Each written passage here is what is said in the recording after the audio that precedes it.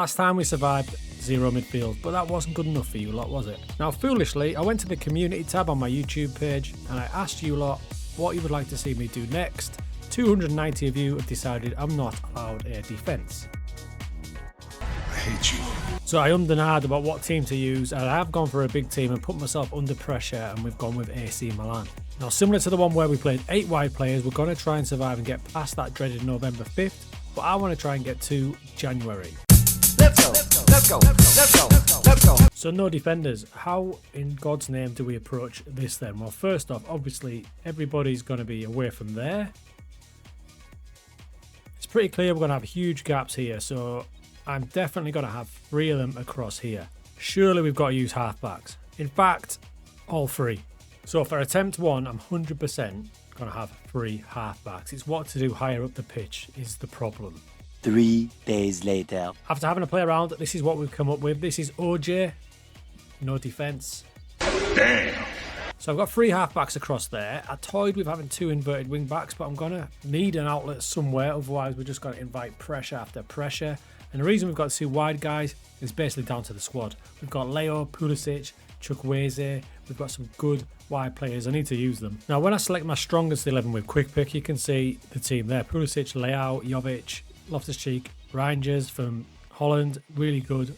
But back here is where we're going to have an issue. We've got 3 halfbacks or midfielders, so I'm going to change it up a bit. We've got some good centre-backs, including Tomori, so I want him to be the halfback because I basically want him to play like a fake centre-back. So we'll go to training and we're going to retrain him to be a halfback.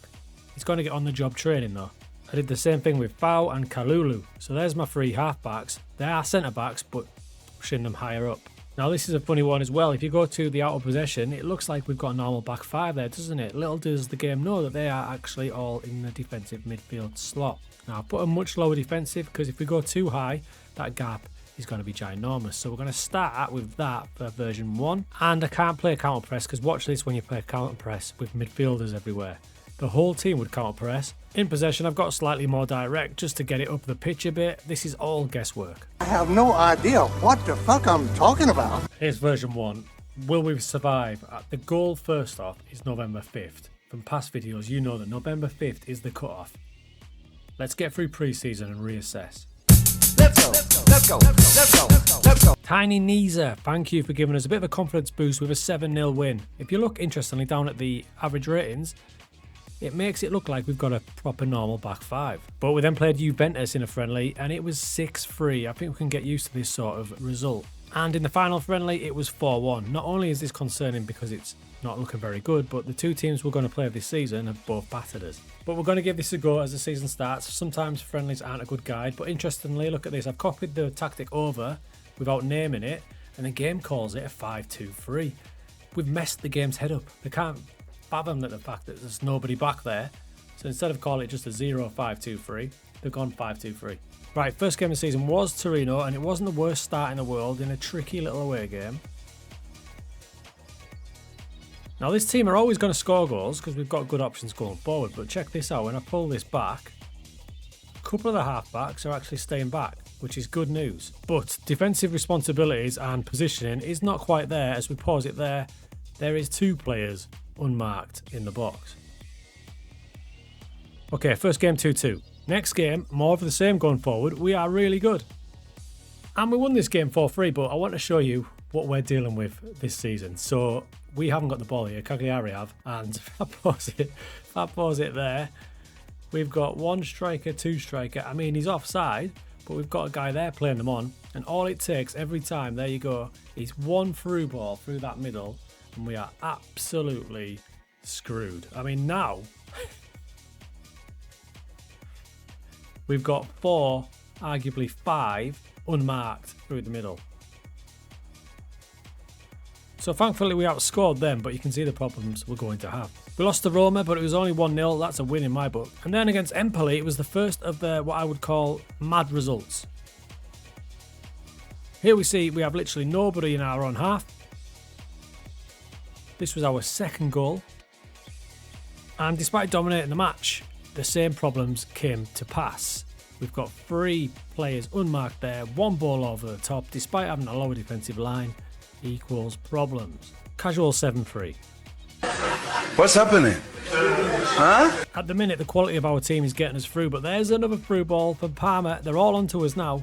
Nobody believes in you. But we got our first clean sheet against Lecce. They should be ashamed of themselves. And after that result, shockingly, we'd only been defeated once, third in the league after 6 matches. What is happening? I was expecting us to have to do this 2-3 times, but we might be nailing it first time. I have added some player instructions to the halfbacks. All 3 of them are closing down less, marking tighter, and they've all marked specific position. For example, the right halfback is marking the left striker.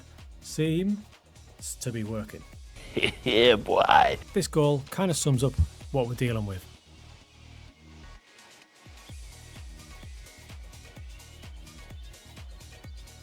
(5-0), Route 1 is killing us. Inter Milan got in on it and then knocked us for 6. As did Real Madrid. After the great start to the season, it was a stinking follow-up. And hello, old friend, but if you notice, it is the 12th of November, so at least we've got past the 5th, just.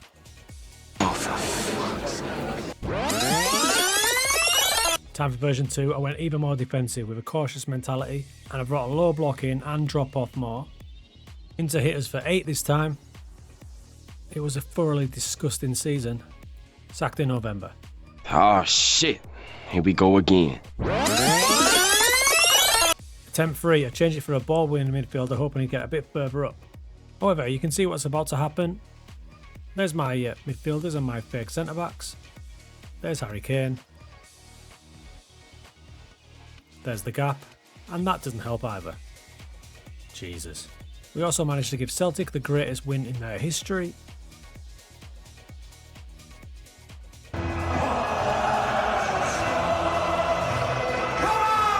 November 25th. Say it again. Attempt 4, even more aggressive. 2 ball winning midfielders, only 1 halfback. Risky, but we're going for it. I'm also pushing these 2 further up, trying to stop that big long ball through. Now we've only 1 fake defender. Weirdly, this was the best we'd done so far. Start of the season was pretty good. We won 4 times. Like, maybe this is the way, putting pressure on their DMs and stuff with an extra double number 10 in there. This is the way, this is the way.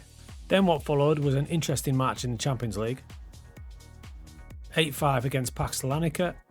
And in the very next match, a 6-5 win against Atalanta.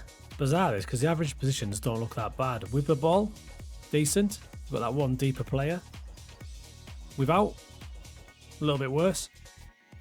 Overall, you wouldn't say that was too bad. After a couple of good wins, we were going confidently into Derby Day against Inter. Now Inter scored early. And it went downhill from there.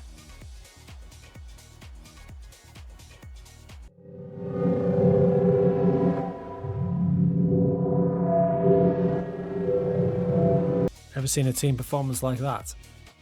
Remarkably, they gave us another 8 matches after that, and then sacked us on the 12th of December. I mean, that's our best yet.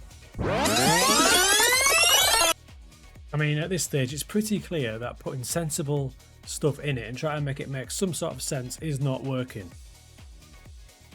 We're just going to have to try something stupid.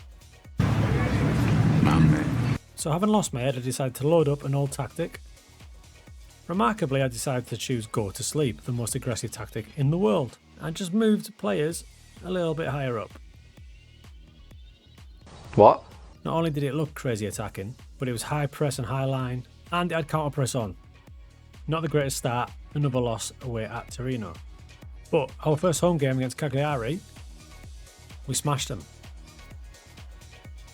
And then we went away to Roma and beat them. Maybe we're better off just going all out attack. Best performance yet, battered Lecce 5-0, and we even got a win in the Champions League at my old friend Sporting.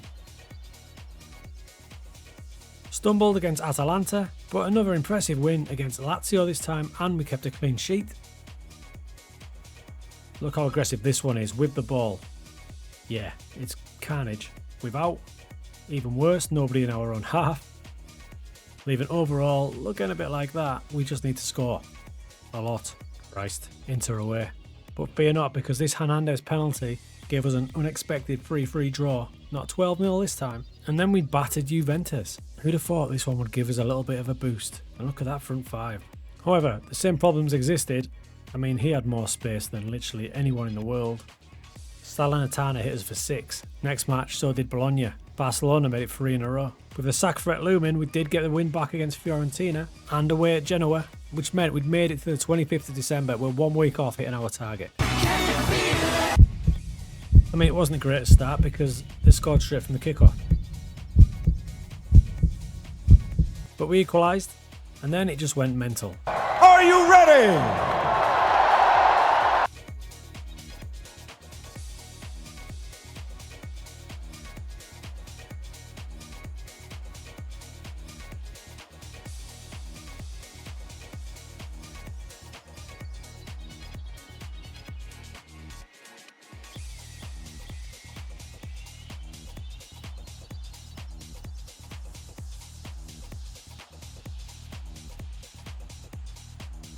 Our deciding match finished 7-6. What a beautiful way to sum this up. But we'd done it, we'd made it to the 3rd of January, sat in 7th. Again, logic goes out the window. How this one has been the best version to get us where we are is beyond me.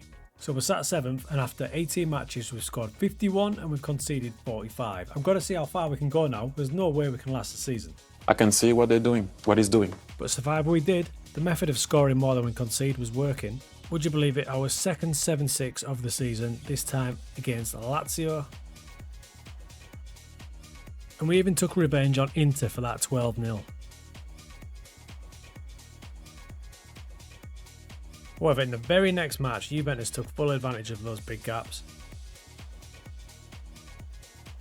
Despite having more chances, we lost that heavily, but we made it all the way to the 7th of April before we got the tin tack, leaving AC Milan in 7th position, having scored 92 times in 31 matches and conceded 86. Embarrassing. So the various versions of OJ failed, got us close but not close enough. Who would have thought that that version was the one that got us nearly through an entire season with AC Milan?